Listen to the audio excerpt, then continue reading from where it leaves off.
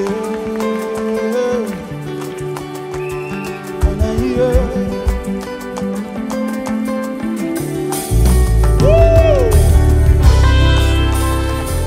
allons prendre nos Bibles.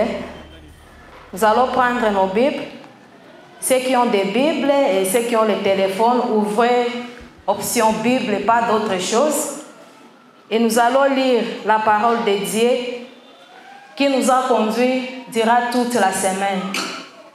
On a commencé depuis le mardi à parler d'un thème intitulé « Que votre cœur ne se trouble point ». Et là, nous avons lu dans le livre de Jean 14, du premier verset au troisième verset. Et nous allons lire encore aujourd'hui ensemble. Que votre cœur ne se trouble point. Croyez à Dieu et croyez en moi. Il y a plusieurs demeures dans la maison de mon Père. Si cela n'était pas, je vous l'ai dit. Je vais vous préparer une place. Et lorsque je m'en serai allé et que je vous aurai préparé une place, je reviendrai et je vous prendrai avec moi, afin que là où je suis, vous y soyez aussi, parole du Seigneur. Alléluia. Alléluia. Le mardi, nous avons montré le mot que votre cœur ne se trouble point.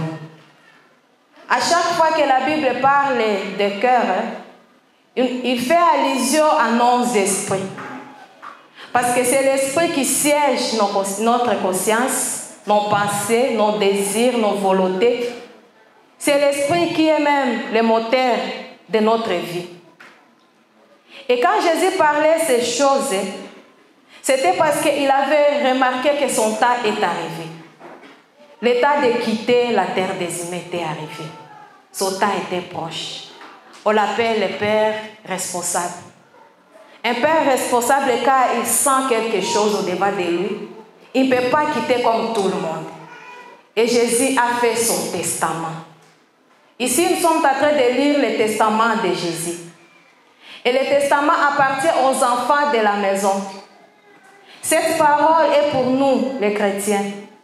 Cette parole est pour quelqu'un qui croit à Jésus, quelqu'un qui a abandonné le monde et donné sa vie seule à Jésus-Christ. Amen. Hein?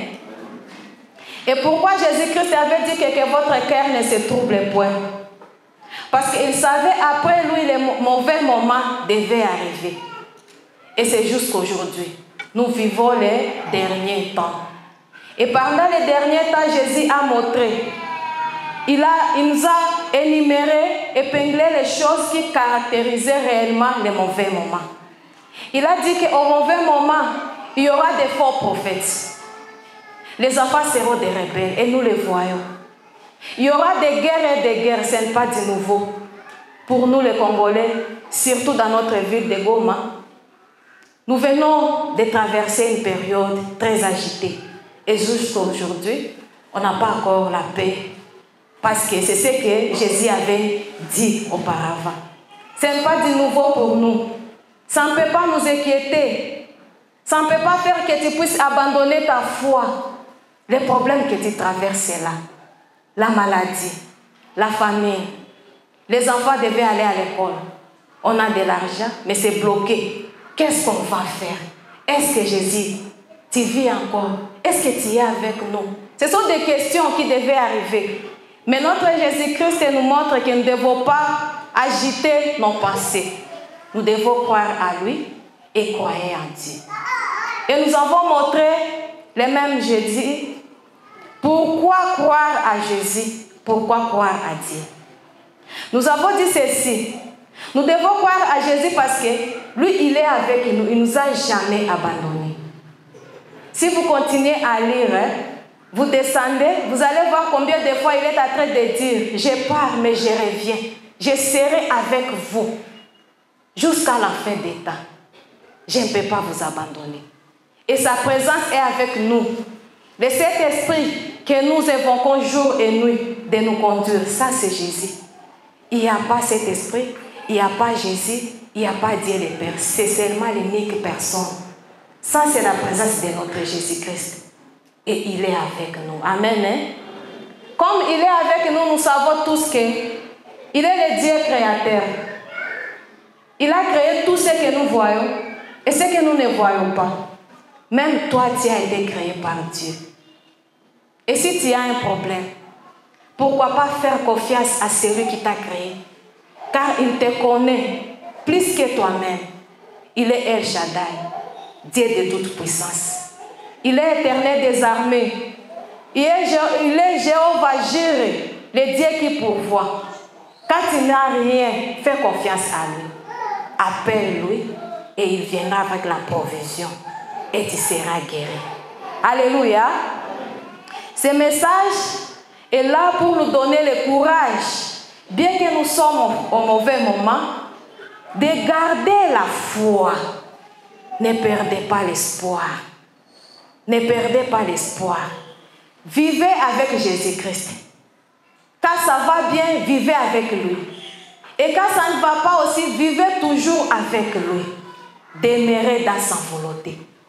Ce n'est pas seulement pour nous encourager, mais ce message est aussi pour nous préparer, nous montrer combien de fois nous sommes des pèlerins. Nous ne sommes pas les habitants de ce monde. Vouloir ou pas, croire à Jésus ou pas, tu vas passer. Tu n'es pas éternel. Si tu auras la grâce d'écouter le son de la trompette, tu iras quelque part. Mais si les trompettes ne sonnaient pas et que la mort t'emporte, sache que tu iras quelque part. Et il n'y a que des endroits où aller. Après la vie sur la terre, il y a des endroits. Dis à ton voisin qu'il y a des endroits. Il y a des endroits. Soit tu pars chez le Seigneur Jésus-Christ ou tu pars en affaires. Et cela, c'est pour l'éternité. Et maintenant, c'est à toi de choisir là où tu veux aller. Car la Bible dans Jean 3,16 nous dit, car Dieu a tant aimé le monde, il a donné son Fils. Afin que quiconque croit à lui ne périsse point, mais qu'il ait la vie éternelle. Jésus a aimé le monde, il a aimé tout le monde. Et maintenant, c'est à toi de décider de le suivre ou pas. De prendre la bonne voie ou pas. C'est à toi de décider. Jésus a déjà fait sa part. Et il est venu. Il était mort pour nous. Et aujourd'hui, il est dans le ciel. Qu'est-ce qu'il est parti faire là-bas? Jésus est parti nous préparer des places. Comme là où nous venons de lire. Il est parti au ciel pour nous préparer des places. Il a dit bien que dans la maison de son Père, il y a plusieurs demeures. Il a parlé de plusieurs places. Jésus est parti nous préparer des places. Et il a dit, je suis parti, je reviendrai. Il ne faut pas oublier cela. Si tu vis, il faut toujours te souvenir que Jésus viendra. Et quand Jésus viendra, je serai où? Et maintenant, comme nous sommes des pèlerins, nous venons de découvrir que nous sommes des pèlerins, des voyageurs. Qui est pèlerin, précisément? Pèlerin, c'est une personne qui va quelque part. Et il va visiter dans un objectif bien précis. Il ne part pas pour déambuler. Il dit, je quitte Goma pour Kampala, pour aller acheter les catch. Il connaît ce qu'il est parti faire. Et maintenant, on se demande, nous comme des pèlerins, tu es venu faire quoi? Pourquoi Dieu t'a laissé la vie jusqu'à aujourd'hui? Pourquoi il ne t'a pas pris comme ce nouveau-né qui est né normalement sans problème, mais qui a respiré pendant quelques minutes, pas même une heure, et repartir? N'est-ce pas, Jésus a ses pouvoirs? Il y avait la guerre ici. Les gens sont partis. Et d'autres continuent à partir jusqu'à aujourd'hui suite aux guerres. Et maintenant, toi, si Jésus te laisse en vie, il te donne cette grâce de respirer. Tu n'as pas eu de séquelles. Tu n'as pas de problèmes. Tu es venu faire quoi? Tes karatas que tu as là, 10 ans, c'est pourquoi? Est-ce que c'est seulement pour manger et dormir? C'est ce que j'avais dit le mardi. Si tu sais que tu es venu sur la terre pour manger et dormir, malheur à toi, parce qu'on ne dort pas ces derniers temps. Nous sommes agités. Cherche à connaître pourquoi Dieu t'a envoyé. Mais la Bible nous a donné la réponse à cela. La Bible nous a donné la réponse. La Bible nous parle que je vous ai envoyé. Je vous ai envoyé dans le monde. Là où vous allez trouver dans Luc 10, 1 à 10. Il est en train de donner la mission aux disciples. Il dit que allez partout dans le monde. Faites connaître aux nations qui je suis. C'est la mission que Jésus-Christ nous a léguée, tous. Et chaque jour dans notre église ici, la secrétaire a toujours répété cela. Soyons des évangélistes. Soyons des évangélistes. Et les gens vont dire, mais éloquence c'est un don. Parler devant les gens c'est un don. Ce n'est pas facile. Madame, moi je ne saurais pas. Si toi tu as ces dons, moi je ne saurais pas. Maintenant, comment je vais évangéliser? Mais je vais vous dire ceci, il y a plusieurs manières d'évangéliser la parole. Il y a plusieurs. La première manière d'évangéliser, c'est par nos comportements. Les comportements positifs. Nous savons que notre Seigneur Jésus-Christ est avec des comportements positifs. Et il nous apprend jour et nuit. Nous devons le suivre. Nous sommes ses disciples. Nous devons lui ressembler réellement. Quand on t'appelle chrétien, tu dois avoir le comportement de Jésus. Tu dois te forcer à avoir ce comportement-là. Et c'est à cela que tu vas appeler plusieurs. Si tu as quelqu'un qui ne connaît pas Jésus et que tu as des bons comportements, juste lui dire que viens me suivre aujourd'hui, c'est le dimanche, nous allons partir ensemble. Il aura le courage. Mais pourquoi il ne te suit pas? Pourquoi il n'accepte pas ton invitation? Parce que tu es chrétien par les noms. En réalité, tu ne l'es pas. Nous, on te connaît ici comme diacre. On te connaît comme châtre. On te connaît comme intercesseur. Mais qui tu es? Tu peux faire semblant devant de nous et passer inaperçu. Parce que nous ne connaissons pas tout comme Dieu. Mais Dieu qui voit tout, il te connaît. Et toi aussi, tu te connais. Personne ne peut faire taire sa conscience. Ça, c'est une vérité. Ta conscience te dit qui tu es. Et tu ne fais pas l'effort. Tu penses que c'est pour qui? C'est pour ton bien. C'est pour ton bien. Alléluia. Alléluia. Deuxième méthode. On évangélise par les œuvres de charité. L'amour doit nous caractériser.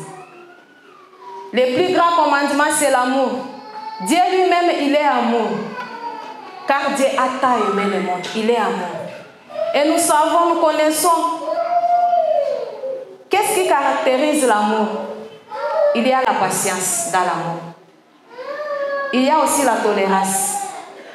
Il y a le pardon. Est-ce que nous arrivons à nous tolérer mutuellement? Quand quelqu'un est à côté de toi et qui t'a fait quelque chose, comment tu réagis? Comment tu les prends? Tu ne cherches même pas à comprendre pourquoi il a fait ça. Peut-être si tu lui approchais et lui demandais avec amour pourquoi tu as réagi de cette manière, peut-être il peut t'expliquer et tu peux le comprendre. On n'arrive pas à se comprendre. Que Dieu nous aide. J'avais dit au premier culte, les nouveaux mariés, écoutez-moi. On dit que le mariage est fondé sur l'amour. S'il n'y a pas l'amour entre vous, votre mariage va durer que 6 mois. Après 6 mois, vous allez commencer à défiler les parrains. Après les parrains, c'est les couples. commission de couple, jusqu'au pasteur, jusqu'à aller à l'état civil. Il faut fonder votre amour, votre foyer sur l'amour. Que Dieu nous aide. Je continue à montrer comment nous allons évangéliser la bonne nouvelle de notre Seigneur Jésus-Christ. Je dis encore, c'est par le témoignage. Le témoignage des choses que Jésus-Christ a fait dans ta vie. Des miracles, des merveilles. Si Jésus t'a fait les merveilles, ne garde pas cela pour toi. Ça peut encourager. Ça peut guérir un cœur. Et la personne va prendre le courage de continuer. Et il va dire, si moi, j'ai ça, et que Dieu a fait à l'autre, j'espère qu'à moi aussi il va le faire. Alléluia. Alléluia. Et maintenant, nous sommes aux 4 manières d'évangéliser. Et c'est là même qui va constituer le thème, le sous-thème de notre message d'aujourd'hui. Évangéliser par des ministères, en travaillant pour Jésus-Christ. Nous devons aussi évangéliser en travaillant pour Jésus-Christ. Et notre sous-thème d'aujourd'hui s'intitule « Préférer la place d'honneur ». Je répète, préférer la place d'honneur. Alléluia. Nous allons encore lire. Nous allons lire dans Marc 10, 28 à 30. Nous y sommes. Nous y sommes. Les gens n'ont pas de Bible.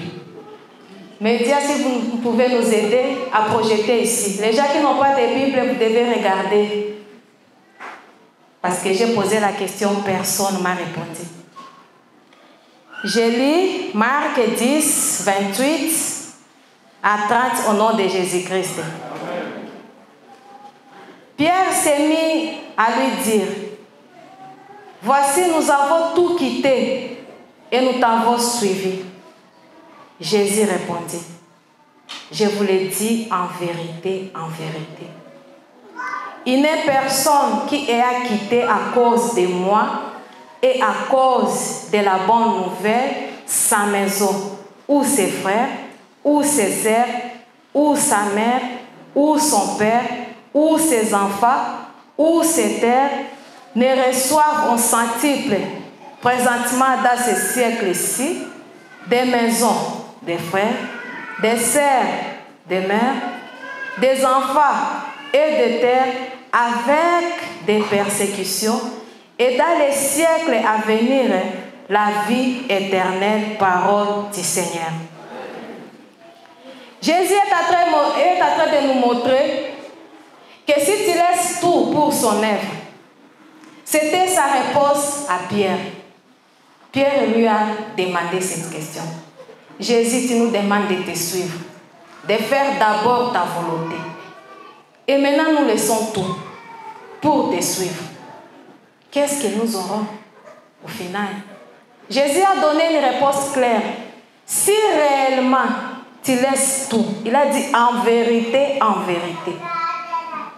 il a répété 2 fois, si réellement tu fais mon œuvre. Là, il voulait dire quoi? Si réellement tu fais mon œuvre avec ton cœur, avec ta force, avec tes passés, avec tes capacités, tu auras le centuple sur la terre. Tout ce que tu as vient de Jésus. Il y a la différence entre ceux qui servent Jésus-Christ de vrai et ceux qui passent à côté. Si tu fais l'œuvre de Jésus-Christ et que tu as d'autres choses à côté, il y aura la différence entre toi et la personne qui se donne. Et nous le voyons même ici à l'église. Il y a la différence entre les gens qui se donnent réellement pour l'œuvre du Seigneur. Il est derrière sa parole. Notre Dieu, il est fidèle. Tu ne peux pas laisser tout émaquer. Il a dit que tu auras le centuple sur la terre. Il nous a promis la prospérité. C'est à toi seulement de prier. Jésus-Christ, j'ai besoin de ça. Et quand la chose va arriver, il ne faut pas oublier que c'est Jésus qui t'a donné. Gère ça selon sa volonté. Mais ce qui est là, nous demandons seulement les bonnes choses de Jésus. Nous oublions que la souffrance devait suivre. Il a dit que vous aurez le centuple, mais avec persécution. La douleur, c'est aussi notre partage. Nous devons être endurants. Pas seulement vouloir les bonnes choses de Jésus. Et quand il y a une petite souffrance, je dis bien petite, pourquoi? Parce que Jésus-Christ est toujours avec nous dans la souffrance. Tu oublies que Jésus est avec toi. Que Dieu nous aide. Et Jésus a dit, au final, vous aurez la vie éternelle. Alléluia! Après cette vie, il y a une vie éternelle. Pour la personne qui va travailler. Pour la personne qui a tout laissé pour Jésus. Ce n'est pas pour rien. Tu auras la vie éternelle.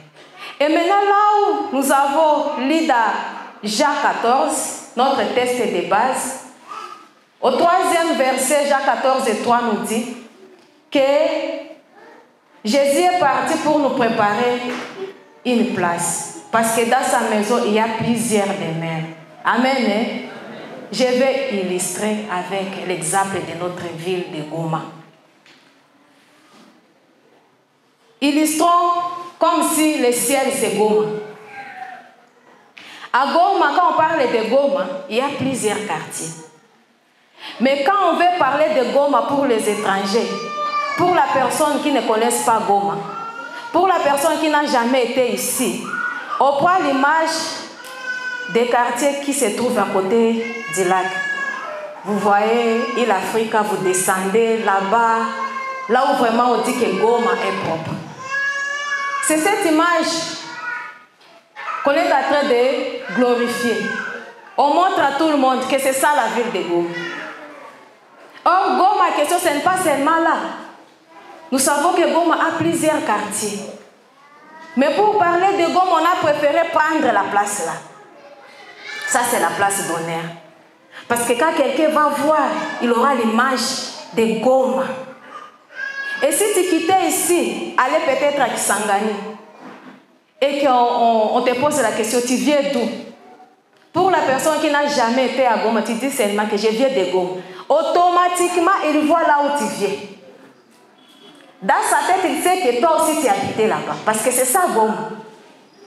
Mais en réalité, est-ce que tu étais là? N'est-ce pas, tu étais avec moi à Yimbi ici?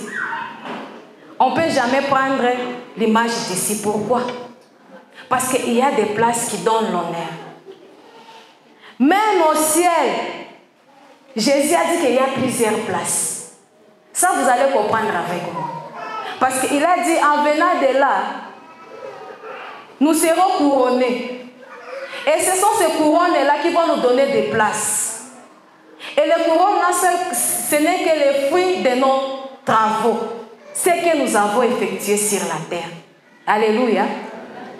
Dieu t'a envoyé ici pour travailler. Heureusement, notre pasteur et notre collège ont eu la révélation pour diviser, multiplier des commissions dans notre église. Pour que chacun puisse trouver où travailler pour l'œuvre du Seigneur.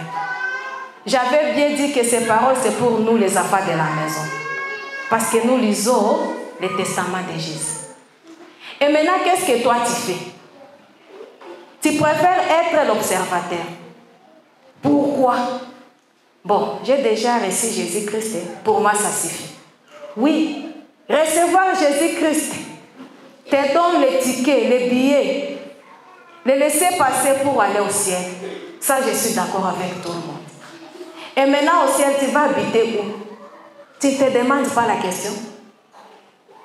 Si toi, tu préférais aussi un jour être à Goma, comme je parle de Goma là-bas.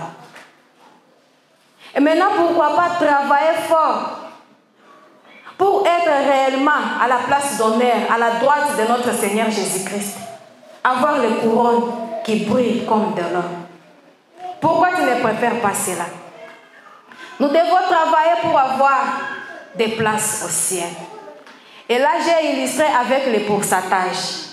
J'avais dit quoi? J'ai donné l'exemple de maman Hortense qui n'est pas présente pour le moment, il était au premier culte. Et maintenant, je vais prendre l'exemple de mon papa. Notre papa, il est berger ici. À part être berger ici, il a aussi d'autres occupations au Kipago. Là, ça ne suffit pas. Il a encore d'autres tâches au niveau de l'SCC. Et il fait ça. Ça, c'est sa grâce. Parce que Jésus lui a envoyé travailler comme cela. Et encore, papa vient de me souffler que c'est très beau. C'est beaucoup, beaucoup, beaucoup. D'autres que je ne connais pas. Et il se donne jour et nuit. Parfois, il n'arrive pas même à dormir dans sa maison. Il doit veiller sur ça, il doit veiller. D'abord, nous ici, nos âmes, nous sommes combien? Ce n'est pas facile, n'est-ce pas? Et maintenant, une personne qui a refusé de croire à Jésus-Christ se dira toute sa vie. Il est de Goma. On ne peut pas dire qu'à Goma, on n'a jamais écouté parler de Jésus. Nous ne sommes pas dans un pays musulman là où on rejette carrément Jésus-Christ. Il écoute parler de Jésus, mais il ne veut pas croire. Il dit, laissez-moi vivre. Le monde est beau, je dois vivre. Il vit un jour en état ivre. Il veut traverser la route. Il s'est fait renverser par une voiture. Gravement blessé. Écoute-moi très bien. Et cette personne, arrivée à l'hôpital, comme les corps soignants ont toujours eu l'habitude de discuter entre eux, et maintenant ils commencent à discuter.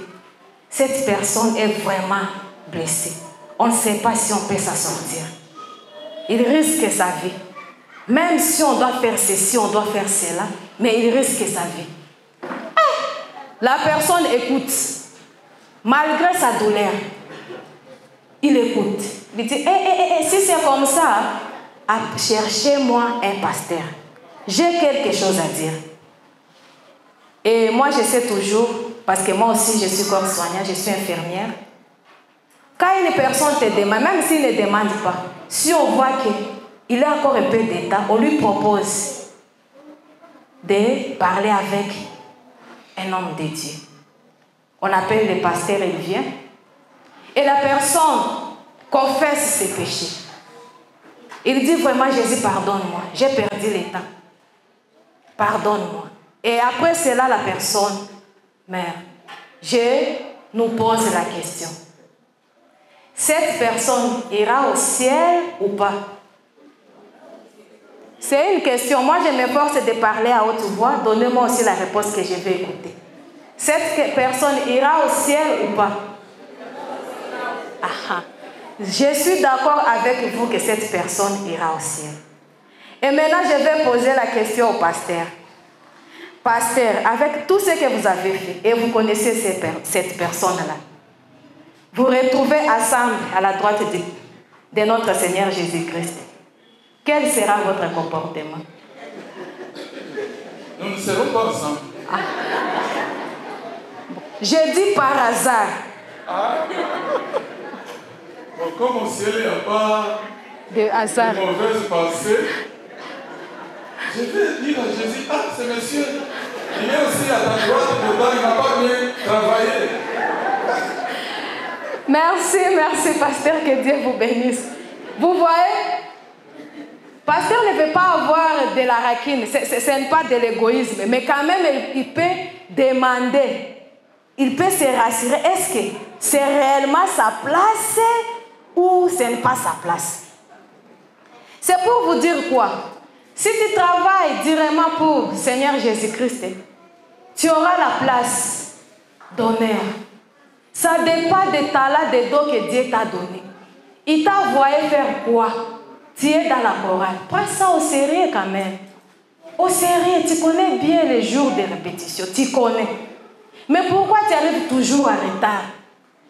Pour faire seulement parler les dédés inutilement. Toi-même, tu as pris la décision, c'est convenu que notre deuxième kit va commencer à 10h. Mais tu arrives à 11h pour faire quoi? Par hasard, tu n'es pas un sorcier. Tu n'es pas venu pour nous distraire inutilement. Prends ce que tu fais au sérieux. C'est en fonction de cela que tu auras la place d'honneur. Amen. Hein? Et je disais au premier qu'il était des gens qui ont bien servi Jésus-Christ, qui auront de 100% à 80%, parce qu'au ciel, on ne va pas nous condamner. Là, on va éprouver nos œuvres pour avoir des places. Les gens là, on les appelle les surdoués, les super génies. Et ce sont les gens là qui auront la première place, la place d'honneur, à la droite de notre Jésus. La deuxième place, c'est réservé. Et maintenant, c'est là, les Goma, là où j'ai parlé de Goma. C'est l'exemple de Goma là. Et maintenant, ceux qui auront 79 à 60%, on les appelle des génies. Et ils seront Katindo, Imbi, et jusqu'à Imbi, Imbi et Imbité. Maintenant, troisième place est réservée aux moyens. Parce qu'il n'y a pas de faibles. Dès que tu as fait l'effort de croire à Jésus, tu es déjà moyen. Tu as 50%. Amen. Hein? Et maintenant, toi, de 50 à 59, écoutez votre quartier. Ça, c'est juste l'exemple. Je ne dis pas que le ciel, c'est comme Goma. C'est plus que ça. Amen. Hein? Vous serez... Parce que moi, je ne serai pas là-bas. Je m'efforce pour être aux premières places. Vous serez à Keshero, CCLK, légèrement Mugunga. Parce qu'il y a les gens qui sont à Mugunga, parce aussi qu'ils sont à Goma. Quand ils arrivent ici, parce qu'ils sont à Goma, tellement que la ville a grandi, il y a maintenant la confusion. Et maintenant, je nous encourage de travailler pour l'œuvre du Seigneur. Nous ne voulons pas des observateurs. Ne soyez pas seulement là pour observer. Ne permettez pas le travail d'un inspecteur. Les vrais inspecteurs, quand ils observent, c'est pour donner les remarques. Et là, ils ont des rubriques. Les points positifs et les points négatifs. Les points négatifs, c'est pour vous encourager d'améliorer.